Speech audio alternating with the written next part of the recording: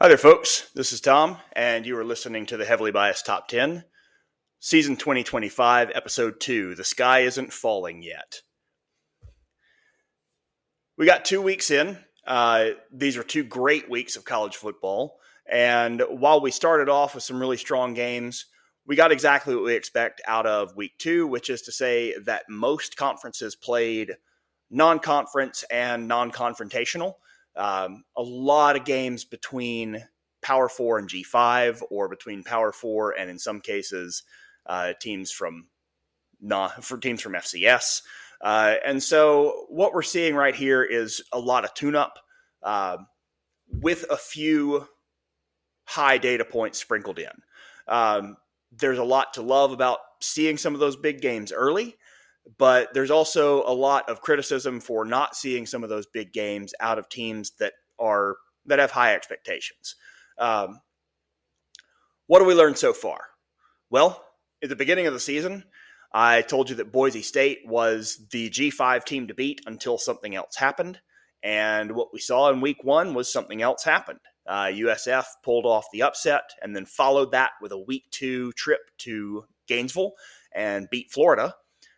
So there's no longer a clear leader for that G5 spot. Why is USF not the clear leader?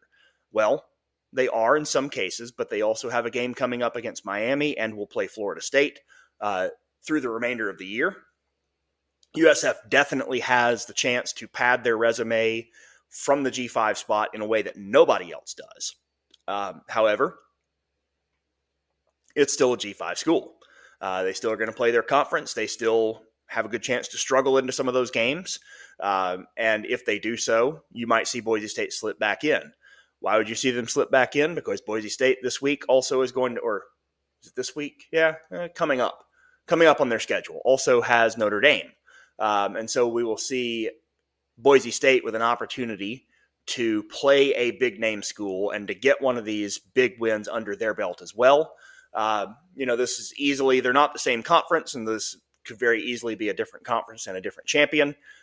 You are still going to have a conference championship attached to yourself as a G5 in order to secure that spot.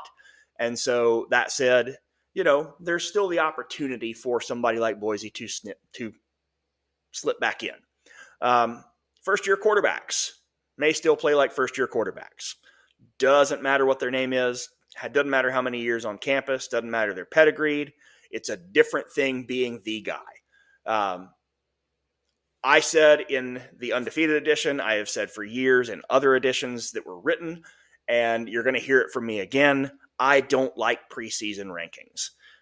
For the same reasons, I don't like preseason Heisman hype. Yeah, you can have a huge year coming in and a big campaign, but unless you are a proven commodity who is coming back for something that we expect to be in a similar offense, playing similar football, and getting a good opportunity to kind of continue, there's really not a lot of sense to it. The preseason rankings, same thing. Every year's team is different. You are looking at different competition. You're looking at different play, and it's just not going to be the same thing. Yeah, we'll know in a few weeks which people are kind of in the running, but very much like my rankings, I expect that to be, around week 6 before we have any idea. Number 3 is that most teams are a work in progress. The big names and the big games dominate headlines, but being the most complete team that you see in week 1 does not always translate to being the best team down the stretch. We're going to look at some examples of that one, some capsules of kind of where some teams have gone. All of the ones that are coming up are teams that lost big games in week 1. I left Notre Dame off of that list because I feel like we have a lot to learn about them before we really get into it. And, they don't have a conference to play in, so it's a little bit harder to gauge some of what they do. Let's go ahead and dive into those. Starting off with Clemson. This is a projected ACC competitor, and the ACC being a conference that we expect a little bit lighter in competition. Clemson is 1-1 through 2 home games. I will grant you and anybody who asks that Troy and LSU are not equals, but what we've seen out of Clemson so far, we do see some progression. between their opening loss to LSU, in which they played a very strong game, and their win against Troy, in which I would argue they played much worse.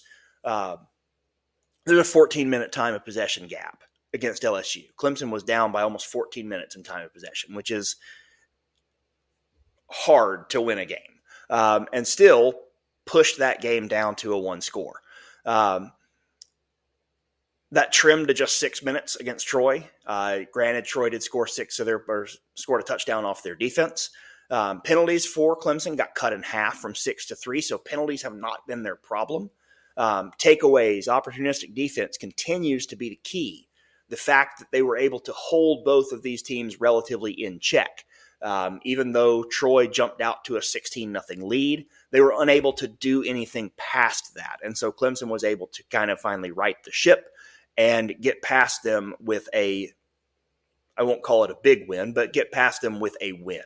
What do we see building out of this team? Well, here's a team that returned as many players as really anybody in the country, and did so off of a playoff run where they won the ACC.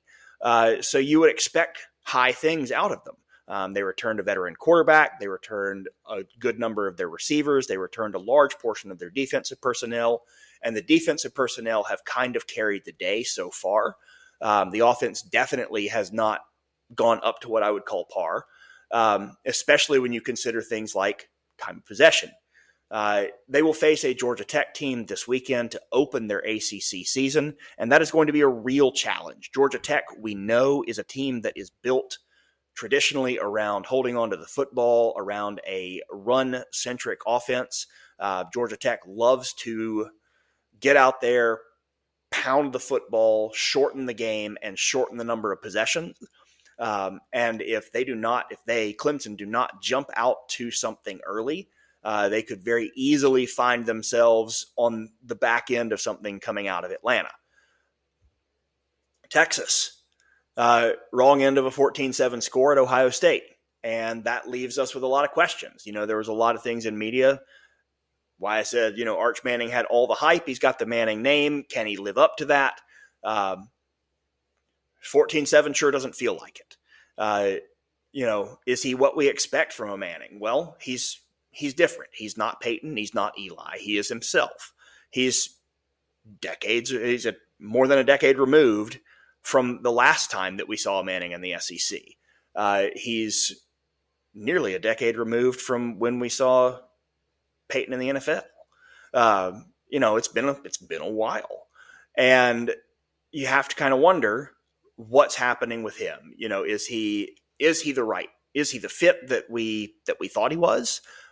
Is he the fit for Sarkisian's offense? Or is this just kind of an anomaly that they played an Ohio State team that happens to also be really, really good? Now, is that the best of the SEC? That's another decent question that comes up with this, to try and figure out if we are seeing what we expect out of a playoff team playing what amounts to their second consecutive game against Ohio State, falling short in their second consecutive game against Ohio State, and really not looking great week one. Week two started off kind of slow. 2 punts back to back. If you're Texas, you're not looking at this and you're thinking things are hopeful. You're looking at this and wondering what's going on. 4 straight touchdown drives really erase any doubt, but this is against much lesser competition. 2 more tune-ups, and then they jump into conference play, but they don't jump into conference play soft. This is a team that, unlike last year where they got a pretty soft ride through the SEC, is going to have a little bit better competition this season. So, buckle up. Alabama. That was a disaster against Florida State. There's really no way to sugarcoat that. You come down, you get your opening possession touchdown, and then afterwards, where's the fire? There's there were lapses on defense, there were lapses on offense, there were key penalties, there were a lot of different things that did not look like a well-disciplined and well-prepared team. They did what they needed to do. They kind of circled their wagons. They got everything put together. They ignored everything that was outside of the room. And you couldn't have looked more perfect in a game. This is a team that went out and their quarterbacks, which they intended to rotate, scripted. That was their plan, was to play both quarterbacks, their one and their two in the first half. Those two quarterbacks went 20 for 20. I've practiced a lot of football, and I know that if you are running scripted plays against the air, 20 for 20 can still be difficult. Throws go behind people, throws go high, throws get dropped. No, 20 for 20 in the first half. Speaking of quarterbacks, 3 of them played in this game. 2 of them we expected in the first half. The third is their big freshman prospect who came in. All 3 quarterbacks threw for 2+ touchdowns. 69 plays, 73 points. They allowed only 50 and 9 first downs. ULM had just a handful of plays even in Alabama territory. Got a couple of key takeaways, really, really changed how they played the game. Once again, lesser competition. But this was easily the biggest week 1 to week 2 growth of the teams that went out and played major games week 1. Wisconsin's going to be a different challenge, and it's also going to be the second Power 4 opponent that is on their schedule. It's the final Power 4 non-conference opponent that's on their schedule, but it's the second one. And then a bye before another road trip to Georgia. So, this team could be, who knows? What do you expect out of this? Well, in preseason, I told you Alabama is one of the teams that I'm watching and expecting things from out of the SEC because I feel like Tennessee's on a little bit of a downturn. Or from what they had last year, they had a few transfers away, including their quarterback and some receivers. They have some other things that are there going on that I didn't feel was quite as strong. I thought that Georgia and Texas and LSU are really kind of the 3 at the top, with Alabama and South Carolina making up that next pair with Tennessee in the same mix. But again, we'll know real quick because that Georgia game comes up fast. That this is a team that could be 2-2, that could be 1-3, could be 3-1, and you're looking at Florida State as a blip on their radar. But there's a lot to see about how these teams expand, how they play, and how they grow from week to week. We're 1/6 of the way through the regular season in the blink of an eye. And before too long, we're going to look at this again and evaluate where teams are 4 games in. It's going to be real quick that we come up on our first actual ranking when we've got 6 data points for most of these teams. And by then, we're going to see quite a bit more of what's there. I've got a couple things that are off the slide that I'm going to talk about real quickly.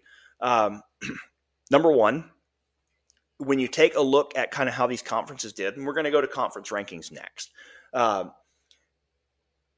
If you look at a conference schedule from week to week, and you find these weeks where a 16-team conference plays 15 games, and you're looking at one conference game in there, and you're looking at a bunch of also-rans. We do hope that we see weeks where some of your big names and some of your others are out there and playing Power 4 opponents, that they're getting these big non-conference games scheduled. And down the stretch, is it going to matter what your top end did against the other conference's top end? Yes, absolutely. But it also matters what your middle and what your bottom end did against their kind of same station opponents. And so in that, I'm going to say big props here to Mississippi State, who got a big lead, fought back, had Arizona State, a defending playoff team and conference champion, fought their way back into a game, and then Mississippi State broke it right back open. And so we had an opportunity to see another of these SEC teams take on what is expected to be the top of the Big 12, and Mississippi State came away with a win. All right, conference rankings. Last week I had a tie between SEC and Big Ten. This week I've got back to just a little bit of separation. SEC is number 1 with 3.6 projected playoff spots. Lackluster week 1. Yeah, you had a big win out of LSU. You had one upset loss out of Alabama. You had a 50-50 game out of Texas and Ohio State. This week, the SEC posted a 13-1 non-conference mark, including a win in the middle of the conference when we say OU and Michigan, and a win from the bottom end of the conference where we had a big win from Mississippi State over Arizona State. Vandy also won a big non-conference game, taking down Virginia Tech. So you had several that did go and play some of these Power 4 non-conference games. The only non-conference loss was, as we said, USF, who came in and beat Florida. The Big Ten dropped off just a little bit to 3.4. And let's be very clear here. The top end of this conference is on cruise control. Unless something disastrous happens, barring just a collapse, we're going to see Ohio State, Penn State, and Oregon all make it through to playoff spots. The middle of their conference is where you need teams like Michigan or Indiana or Illinois or somebody similar to have good pushes to get to that 4th spot. And in part, that's because of the lack of Big 12 or Big 10 teams playing Power 4 non-conference schedules. There's just not that many opportunities for them to go out and win those big games. Yes, Ohio State over Texas, big win. But down the stretch, when you look at it, if the Big Ten is in a position where they are behind the SEC the rest of the way, where they're even with the Big 12 the rest of the way, you're going to have problems with putting them in on a 4th spot. The ACC. Strong showing on opening weekend was backed with a collapse this past weekend. They lost almost every major game as far as their non-conference power games go. And this conference is a lollipop. This conference has a big giant head and a stick below it. Baylor taking down SMU. You had Vandy and West Virginia, where West Virginia is probably expected to win that game, and Vandy blew them open. Troy has no business hanging with Clemson in just what your expectations are of this game. And sure enough, they led that game for a considerable amount of time. Big 12, I've got at 1.4 spots. There's still the stronger possibility that they are going to be the one that picks up an extra. And right now I have them picking up that extra if Notre Dame is not in. Notre Dame's still got a whale of a schedule. They're going to come up. They've got Boise State on their schedule. They've got Texas A&M still on their schedule. They have several big games, somewhat more to their credit than I usually give. G5 is always going to be at 1.